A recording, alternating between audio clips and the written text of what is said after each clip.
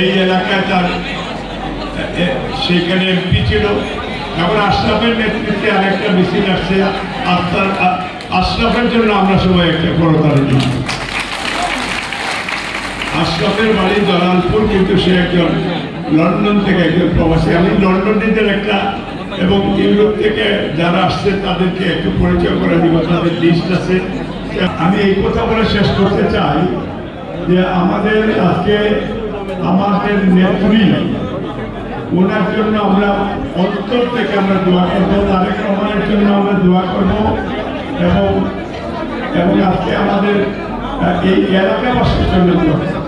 আমি এই কথা বলে শেষ করতে চাই যে আমাদের নেত্রী, আমার মা মাদার অফ ডেমোক্রেসি, উনি আমাকে বলেছেন লন্ডনে না যাওয়ার জন্য। উনি বলেছেন এলাকায় থেকে এলাকার মানুষের সেবা করার জন্য।